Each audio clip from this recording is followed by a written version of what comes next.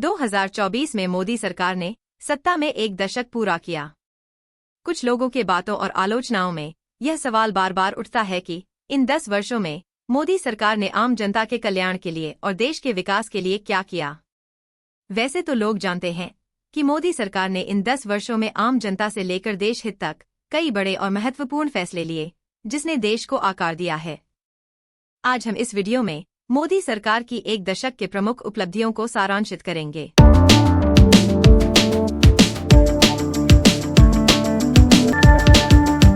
प्रधानमंत्री नरेंद्र मोदी के नेतृत्व में भारतीय जनता पार्टी का या कहें एनडीए सरकार का दुर्लभ तीसरा कार्यकाल चल रहा है, जो अपने आप में ही एक उपलब्धि है। 2014 में कांग्रेस की सरकार के जाने के बाद पिछले 10 वर्षों में मोदी सरकार ने आम जनता के कल्याण और देश के विकास के लिए मुख्य रूप से 10 ऐसे बड़े और महत्वपूर्ण काम किए जो हम कांग्रेस या किसी और की सरकार में तो कल्पना भी नहीं कर सकते थे। इन फैसलों ने देश के लोगों के सामाजिक कल्याण के साथ साथ देश के बुनियादी ढांचे में विकास और देश की आर्थिक स्थिति में सुधार लाने में बहुत मदद की। आइए अब हम पिछले 10 वर्षों में मोदी जी के द्वारा लिए गए 10 अहम फैसलों व कामों पर तथ्यों के अनुसार नजर डालें, यह जानने के लिए कि 2014 से 2024 तक एक दशक में देश का हाल कैसा रहा, देश ने क्या प्रगति किया। पहला बड़ा और महत्वपूर्ण काम जो मोदी सरकार ने किया, भारत के कमजोर अर्थव्यवस्था को सुधारा, इसको दुनिया की 5वीं सबसे बड़ी अर्थव्यवस्था बनाया। 2013 में कांग्रेस के राज में भारत की अर्थव्यवस्था को फ्रेजाइल 5 में गिना जाता था, मतलब मॉर्गन स्टैनले के अनुसार ऐसी उभरती अर्थव्यवस्था जो अपनी विकास के लिए केवल विदेशी निवेश पर ही निर्भर होती थी। उस स्थिति से निकलकर भारत अब दुनिया की 5वीं सबसे बड़ी अर्थव्यवस्था बन गई है। 2014 के बाद से भारत की जीडीपी 162% बढ़ी है, औसत आय 2 गुनी से अधिक 135% वृद्धि हुई है।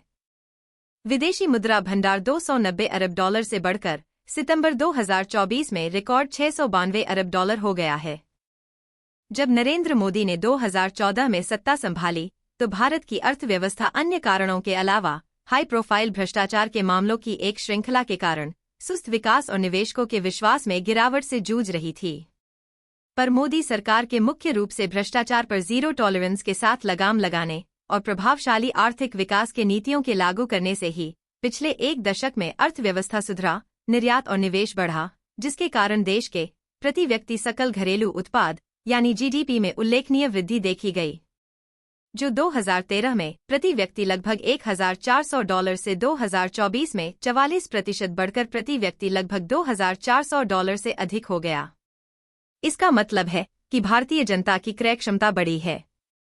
अंतर्राष्ट्रीय मुद्रा कोष IMF के अनुसार भारत की अर्थव्यवस्था 2023 से 24 में 7.8% की दर से बढ़ी है, जो चीन की 5.4% की वृद्धि दर को पार कर गई और जो यूनाइटेड किंगडम की 0.6% की वृद्धि दर से कहीं अधिक है। गंभीर वैश्विक संकटों के बीच भी भारत सबसे तेजी से बढ़ती प्रमुख अर्थव्यवस्था के रूप में उभरा, जिसने लगातार 3 वर्षों तक 7% से अधिक की विकास दर बनाए रखी। यह लगातार बेहतर प्रदर्शन भारत की मजबूत आर्थिक नीतियों और विकास रणनीतियों को ही रेखांकित करता है। मोदी सरकार का दूसरा बड़ा और महत्वपूर्ण काम डिजिटल इंडिया का निर्माण है। डीमोनेटाइजेशन के बाद और कोरोना महामारी में इंटरनेट के उपयोग में वृद्धि के कारण भारत में विकसित यूपीआई प्रणाली से लेनदेन आसमान छू गया। डिजिटल लेनदेन 2018 में 2071 करोड़ से बढ़कर वर्तमान में 9500 करोड़ से अधिक हो गया है। आज पूरी दुनिया भारत की डिजिटल ताकत का लोहा मानती है, जहां हर महीने रिकॉर्ड 1200 करोड़ डिजिटल लेनदेन की प्रक्रिया के जरिए औसतन 18 लाख करोड़ रुपए से अधिक का लेनदेन होता है। गांवों में भी अब रोजमर्रा की खरीद बिक्री डिजिटल तरीके से हो रही है।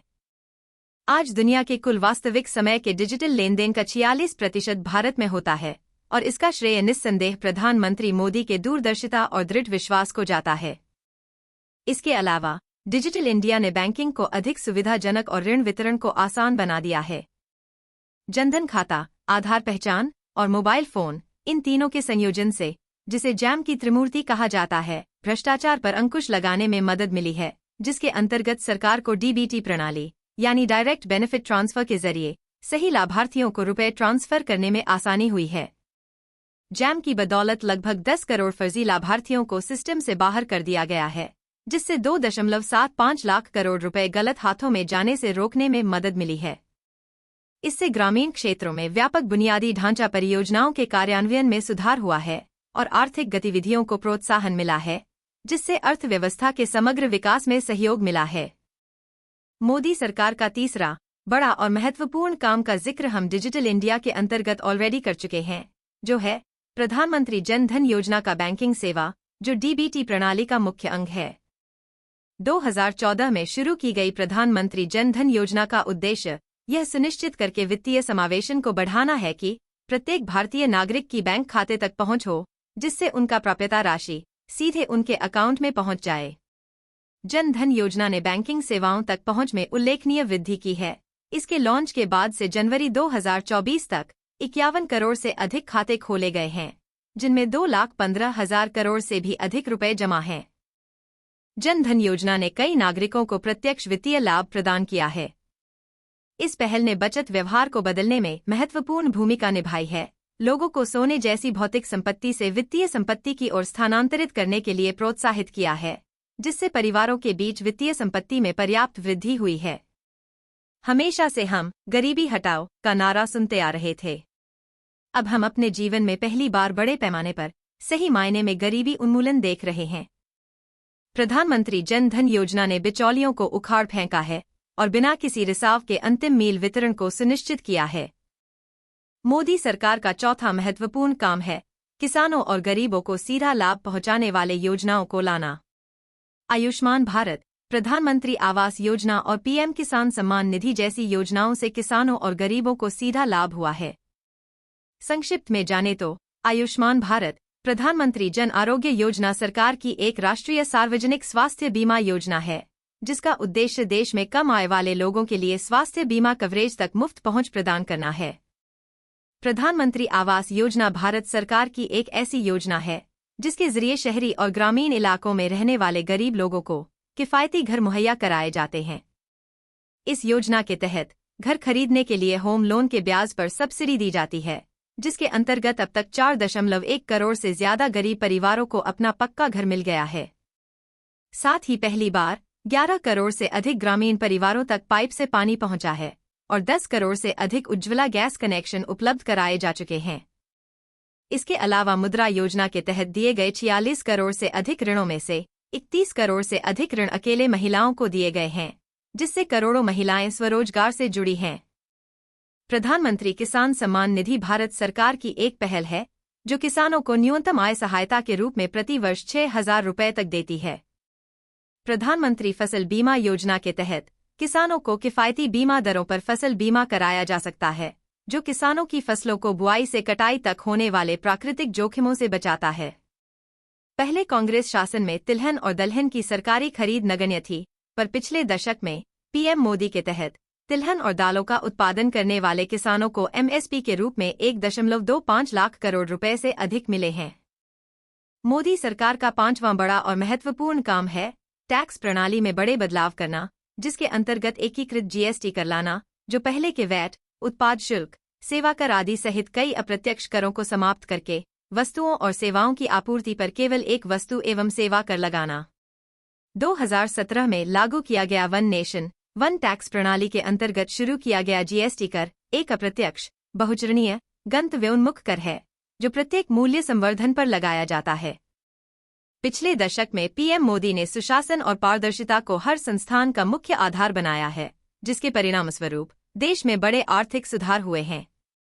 जीएसटी भी उसी पारदर्शिता और सुधार को आगे बढ़ाता है, जो कर संरचना को सरल बनाता है, कर चोरी को कम करता है और करों के बढ़ते बोझ को समाप्त करता है, जिससे एकीकृत बाजार को बढ़ावा मिलता है। यह अर्थव्यवस्था को बढ़ावा देते हुए पारदर्शिता और अनुपालन को बढ़ाता है। मोदी सरकार का छठा बड़ा और अत्यंत महत्वपूर्ण काम है आत्मनिर्भर भारत अभियान चलाना। सरकार ने वोकल फॉर लोकल और प्रोडक्शन लिंक्ड इंसेंटिव योजना जैसी पहलों के जरिए भारत को मैन्युफैक्चरिंग केंद्र बनाने पर ध्यान केंद्रित किया है। मेक इन इंडिया और आत्मनिर्भर भारत अभियान देश की ताकत बन गए हैं। पिछले दशक के दौरान अन्य कारणों के अलावा पीएम मोदी की प्रोडक्शन लिंक्ड इंसेंटिव योजना की बदौलत मोबाइल फोन मैन्युफैक्चरिंग में 5 गुना वृद्धि हुई है और आज भारत दुनिया का दूसरा सबसे बड़ा मोबाइल फोन उत्पादक है। इसी तरह कुछ साल पहले तक भारत खिलौनों का आयात करता था, लेकिन आज भारत मेड इन इंडिया खिलौनों का निर्यात करता है। सबसे महत्वपूर्ण, भारत का रक्षा उत्पादन 1 लाख करोड़ रुपए से अधिक हो गया है। आज चाहे देश का स्वदेशी विमानवाहक पोत INS विक्रांत हो, हमारी वायुसेना की ताकत बन रहा लड़ाकू विमान तेजस हो, भारत में होने जा रहा C-295 परिवहन विमान का निर्माण हो, या फिर जो डिफेंस कॉरिडोर बन रहे हैं, ये सब मोदी सरकार के आत्मनिर्भर भारत अभियान का ही नतीजा है। मोदी सरकार के शासनकाल में 7वां महत्वपूर्ण काम हुआ देश के वित्तीय एसेट्स और शेयर बाजार में वृद्धि। सरकार के विवेकपूर्ण राजकोषीय प्रबंधन और सही आर्थिक रणनीति अपनाने के कारण हमारी वित्तीय प्रणाली में आमूल परिवर्तन हुए, जो पहले के भ्रष्ट कांग्रेस शासन के तहत बहुत खराब स्थिति में थी। भारत की आर्थिक स्थिति आज दुनिया में सबसे मजबूत में से एक बन गई है, जिसका प्रमाण है कि पिछले साल देश की एक भी वित्तीय संस्था ध्वस्त नहीं हुई। वहीं दूसरी ओर चीन ने एवरग्रैंड को ढहते देखा, यूरोप ने क्रेडिट स्विस को बंद होते देखा, जबकि अमेरिका ने सिग्नेचर बैंक और सिलिकॉन वैली बैंक को ढहते देखा। बैंकों का नॉन परफॉर्मिंग एसेट्स यानी NPA, जो पूर्ववर्ती कांग्रेस शासन में 12% से अधिक हुआ करता था, आज केवल 4% या उससे भी कम है। भारत के इक्विटी बाजारों में भी उल्लेखनीय वृद्धि देखी गई है। बॉम्बे स्टॉक एक्सचेंज यानी BSE का बाजार पूंजीकरण अब $5 ट्रिलियन से ऊपर हो गया है, जो दुनिया में 5वां सबसे बड़ा है। यह वृद्धि निवेशकों के बढ़े हुए विश्वास और समग्र आर्थिक गतिशीलता को दर्शाती है। साथ ही देश के वित्तीय संपत्तियों में, जैसे बैंक जमा, स्टॉक, डिबेंचर, बीमा, म्यूचुअल फंड और पेंशन फंड इत्यादि में बचत जमा में भी 197% की वृद्धि हुई है। देश का निर्यात लगभग $450 बिलियन से बढ़कर $775 बिलियन से अधिक हो गया है। फॉरेन डायरेक्ट इन्वेस्टमेंट यानी FDI का प्रवाह भी दोगुनी होकर लगभग $597 बिलियन हो गया है। ये सब बदलाव और सुधार मोदी सरकार के सही आर्थिक नीतियों के कारण ही संभव हो पाया है। मोदी सरकार के कार्यकाल में 8वां बड़ा और महत्वपूर्ण काम हुआ देश के इंफ्रास्ट्रक्चर में विकास, जिसके तहत 3 बुनियादी क्षेत्र को सर्वोच्च प्राथमिकता दी गई, जो हैं रेलवे, राजमार्ग और विमानन, जहां भारी निवेश और विकास हुआ है। मोदी सरकार के पिछले दशक में राष्ट्रीय राजमार्गों में 60% की वृद्धि देखी गई है। 4 लेन राष्ट्रीय राजमार्गों की लंबाई 3 गुना तक बढ़ गई है। हाई स्पीड कॉरिडोर की लंबाई पहले 500 किलोमीटर से बढ़कर अब 4000 किलोमीटर से भी अधिक हो गई है। साथ ही 31,000 किलोमीटर नए रेल नेटवर्क जोड़े गए हैं, जो कई विकसित देशों में रेलवे ट्रैक की कुल लंबाई से भी अधिक है। वंदे भारत ट्रेनों की संख्या बढ़कर लगभग 39 हो गई है और बुलेट ट्रेनों की तैयारी चल रही है।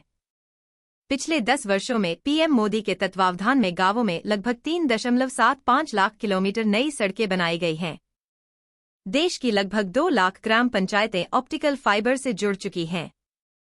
टेलीकॉम इंफ्रास्ट्रक्चर के क्षेत्र में भारत दुनिया में सबसे तेजी से 5G रोल आउट करने वाला देश बन गया है। हवाई अड्डों की संख्या भी 74 से दोगुनी होकर 149 हो गई है।